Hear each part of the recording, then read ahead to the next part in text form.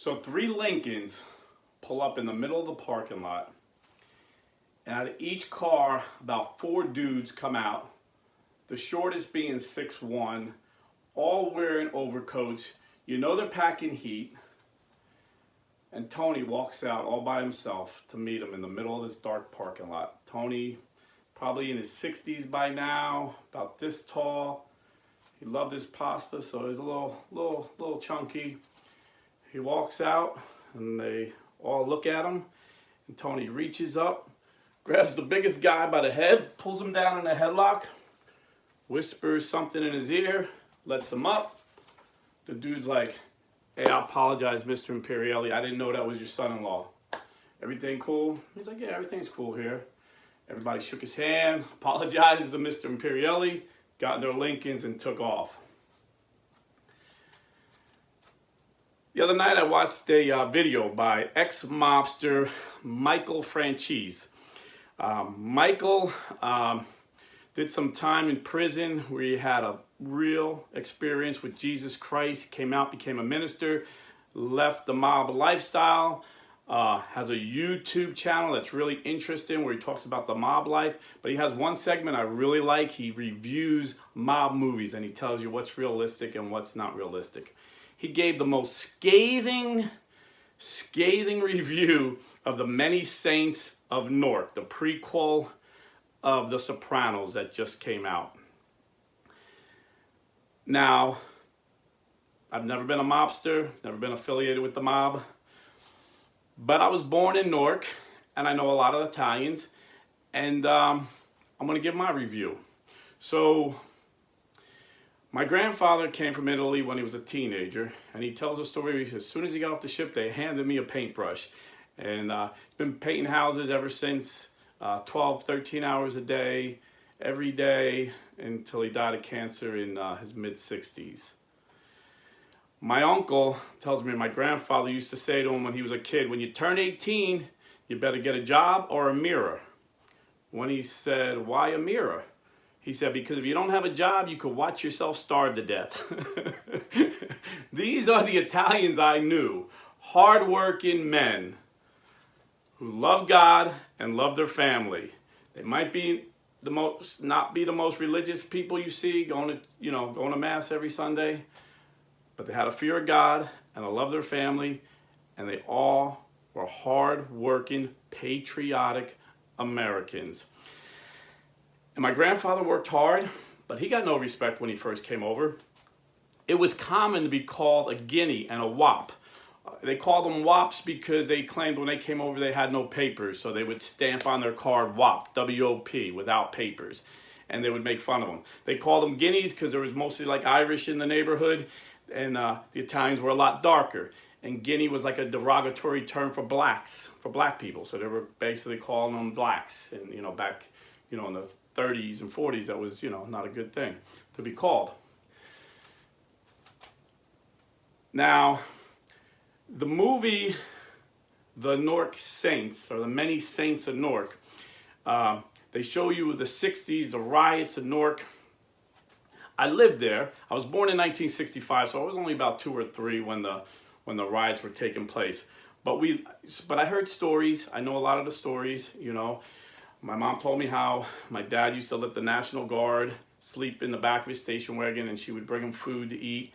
And how we had a Black Panther sniper in a building across the street from us just randomly shooting anybody that was walking by, and how the National Guard sniper took him out. So it was a chaotic time. And this movie portrays Italians as the most racist people since the KKK. I honestly didn't see the movie, but I watched the trailer, and Michael Franchise showed bits and pieces of it, and I can see what he's talking about. So like I always do, when I want to know something, I go to its closest source. So like if I want to know about the border, I'm not going to listen to CNN. I want to listen to the Border Patrol guys that are actually on the front lines. Well, the source I went for this video was Anthony Imperiale's daughter. You see, one of my closest friends growing up had mentioned him in my last video with Timothy Gordon. I told the story, and we reconnected because he actually watched it and commented it, and we reconnected, which was awesome. But he married Anthony Imperiale's daughter, and if you ever research the riots in Newark, Anthony Imperiale always is portrayed as the center, as this racist, bigoted Italian guy. And I'm going to share the truth from the horse's mouth, what really happened in Newark in the 60s and beyond.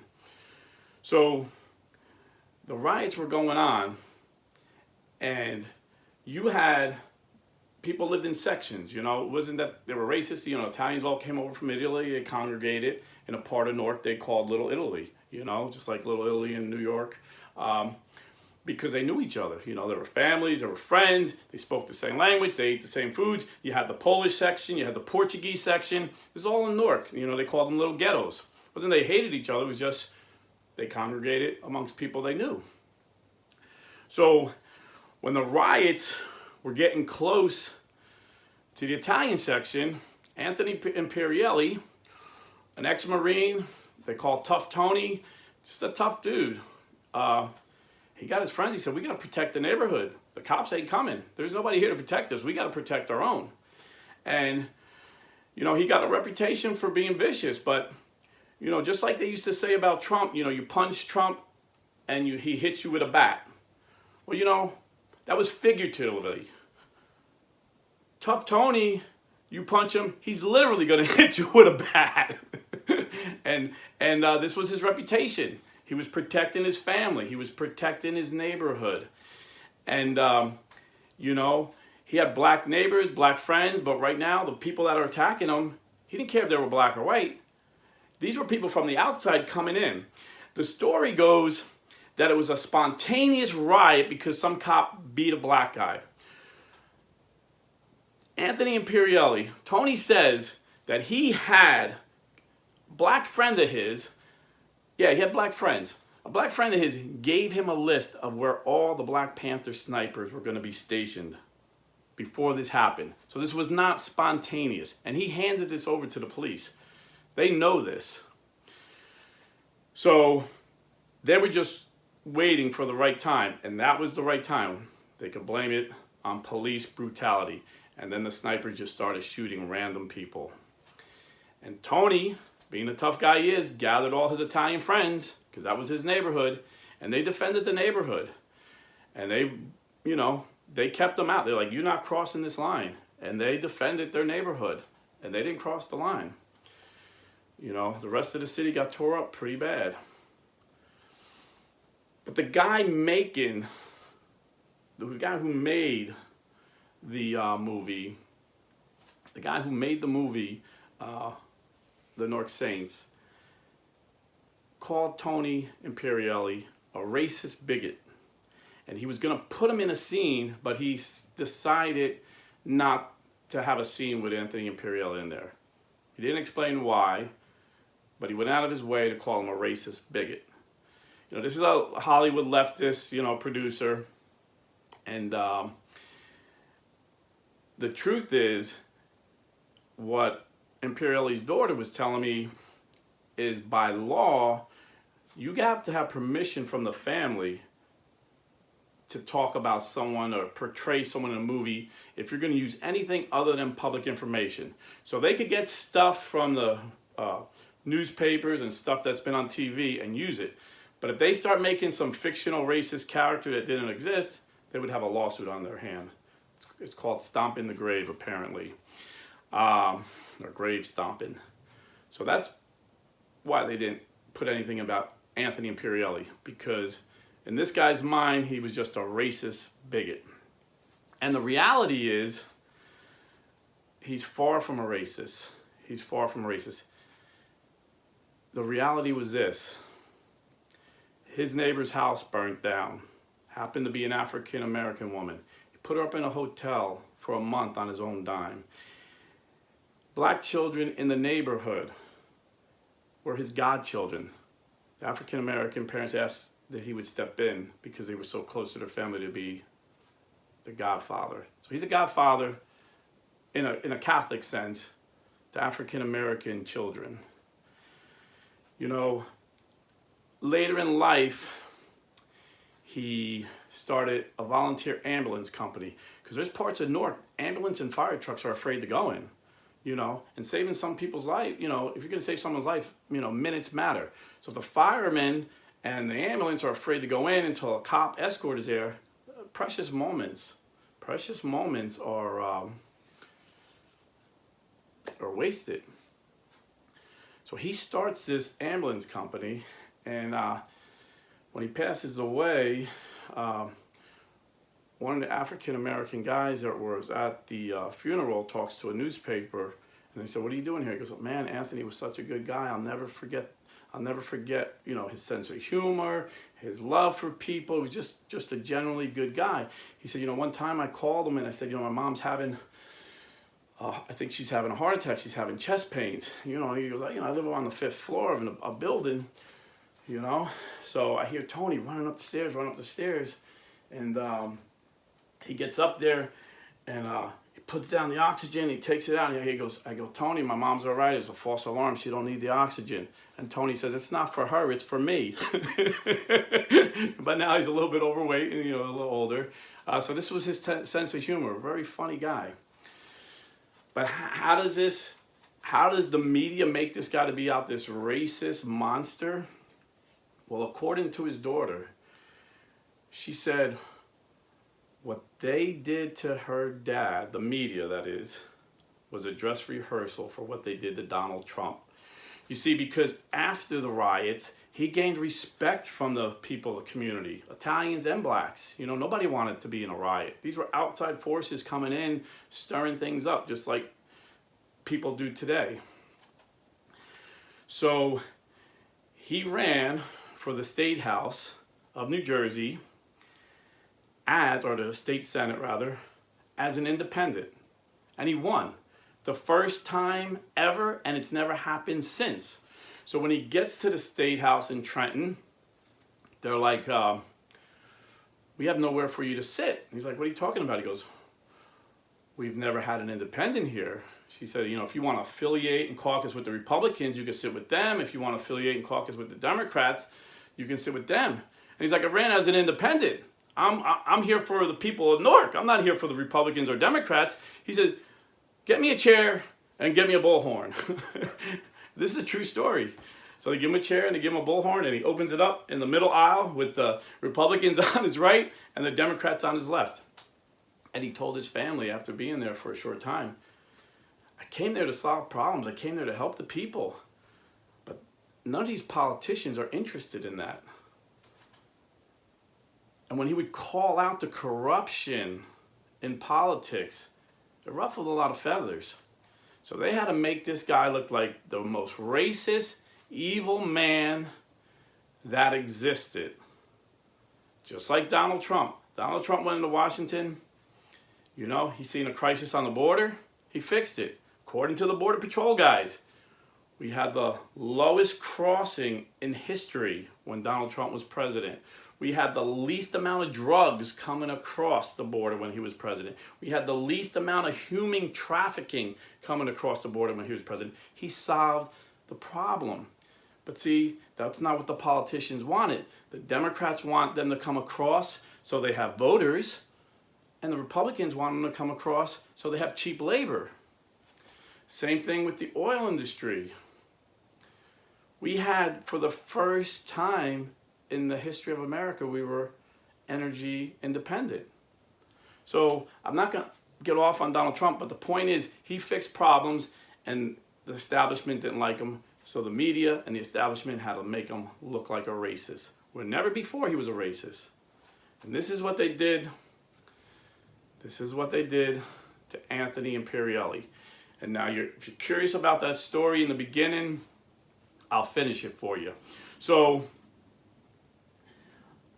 I was born in Newark, 1965. The riots were 1967. 1970, we moved to Irvington, which is just like you could walk to Irvington to Newark. So technically, it's a different town. Newark's a city, Irvington's a town, but you wouldn't know where it stopped and started, you know, if you didn't know.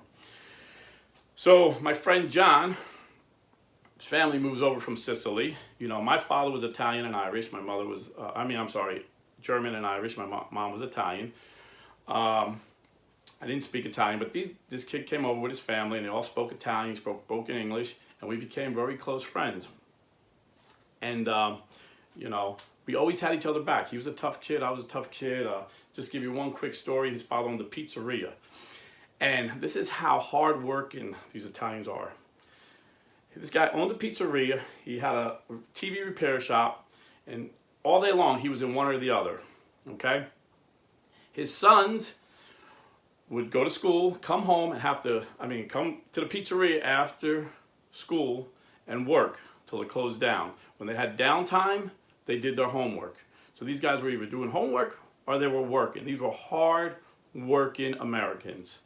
One time we seen, you know, the TV store was closed, and there was like these three big kids. You know, we were young teenagers. These were older teenagers.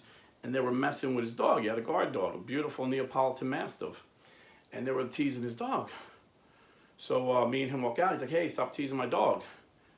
And they see two smaller, younger guys, and they're like, well, what are you guys going to do? So we ran up to him, and John's a little smaller than me, so I went up to the bigger guy to hit him. But before I had a chance, John freaking clocked the bigger guy. He goes down. I hit the other guy, and then the third guy just takes off.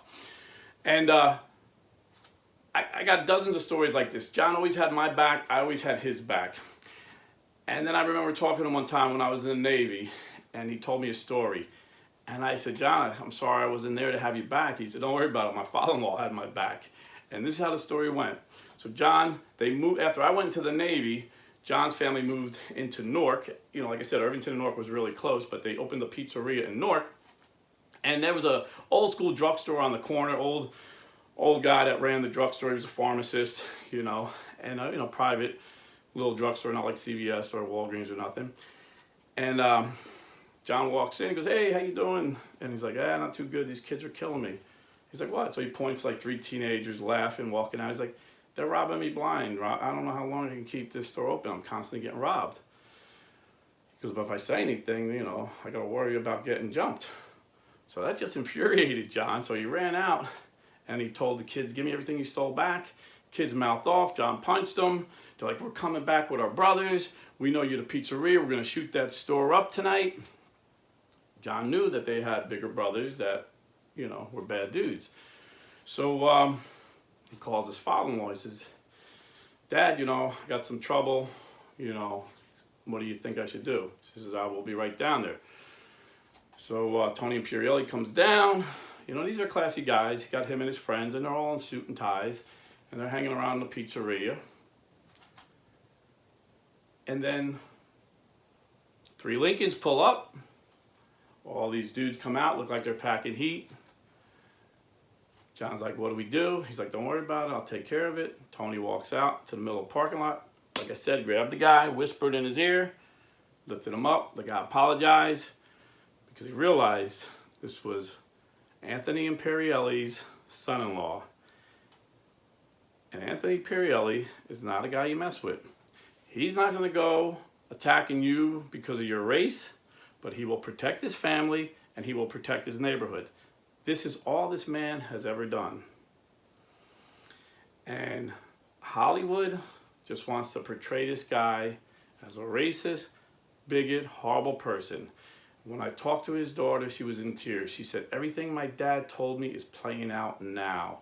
He was so insightful, and I'm so sorry I didn't believe him. But everything they did to him, they did to Trump on a larger scale.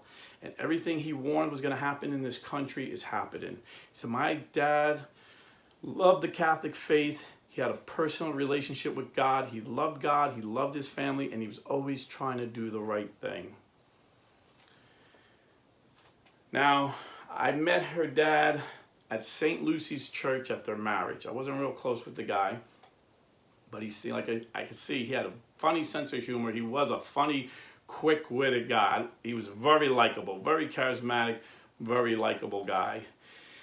And St. Lucy's Church is an old church in Newark, the kind of church that you just feel the presence of God because, you know, centuries or maybe decades, I don't know, of prayers went up in that church, and you just I love my pastor, I love my priests, I love my deacons, I love the staff of my church, but we got this ugly modern architect. I wish we had some of the old churches that I used to go to in Newark and Irvington when I was a kid with the statues. And so I looked up who St. Lucy was, you know, and I know a lot of my Protestant brothers will be watching this and they're like, well, we're all saints according to the Bible. It just means we're set apart. And that's true in a sense. Words have more than, a lot of words in the English language have more than one meaning. And it's true in the Bible when there's a lot of letters written in the New Testament where Christians are referred to as saints. Just mean we're set apart, we're serving Jesus. But before the Bible was even put together, before the Catholic Church decided which books would be in the Bible, church tradition, sacred tradition, had always honored special holy men and women that did incredible miracles for God. And St. Lucy dedicated her life to God as a virgin. And when this rich pagan wanted to marry her, she refused. And because of that, they killed her. She could have saved her life and lived a life of ease. And up to that point, she was just serving the poor and living poor. She could have lived as a rich woman, but she would not burn the incense to the pagan gods that they were requiring her to do. And her life was taken. And then I looked further into St. Lucy's and I seen it's a national shrine for St. Gerard. Evangelical brothers would call St. Gerard a charismatic Catholic. He had the gift of healing and prophecy, and some people claim they even seen him walk on water, which might seem crazy, but Jesus promised his apostles that they will do greater things than he did. Now, why am I telling you all this? Is because just like Tony Imperiale wasn't perfect, neither am I, neither are you. These saints weren't perfect either, but they committed their lives to Christ, even to the point of death. And if you're watching this and you want to be a saint of Newark, or you want to be a saint in your city, ask Jesus to help you. Come back home. If you're a Catholic like I was and never went to church, come back home. The Catholic Church is the only church that can historically prove, it's very easy, you can prove that she was the church that Jesus started. Just Google, list of popes. That's one way you can do it, and it has a list, an unbroken chain from Pope Francis all the way down to St. Peter. Some popes were good, some popes were bad. But Jesus promised the gates of hell will not prevail against his church. Same thing, some priests are bad, some bishops are bad, some are good, most are good. And every bishop in the Catholic Church can trace his lineage, like who ordained him, who ordained him, who ordained him, all the way back to an apostle. It's called apostolic succession. And if you're an atheist, you haven't been paying attention. The latest science just blows atheism out of the water. It takes a lot more faith today with the new science to be an atheist than it ever did to be a Christian. But if you are a Christian and you left the Catholic Church, you need to come home. If you're a Bible-believing Christian, think about this. It wasn't until 382 AD at the Council of Rome, the Catholic Church decided which books would be in the Bible. The Bible just didn't fall out of heaven. God inspired every single word in the Bible, but he gave the church the authority to decide which books would be in it. So if you don't trust the Catholic Church, you can't trust your Bible. And the Catholic Church has been dying for Christ from the very beginning. Our first 30 popes have been martyred for Christ, just like St. Lucy was martyred. The church is not perfect, but if all the good men leave, there'll be no good men left. But that's not going to happen because Jesus Christ promised the gates of hell will not prevail. Catholic, come home and stay Catholic.